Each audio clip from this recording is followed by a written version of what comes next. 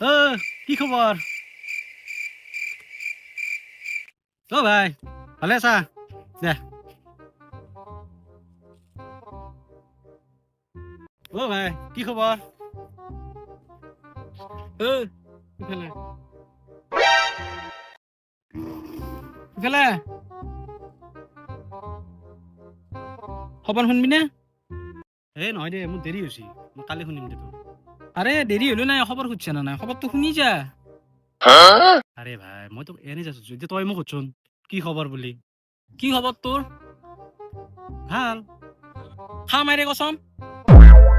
তেন্তে তোক কৈ আছো খবৰ। তাৰপিছত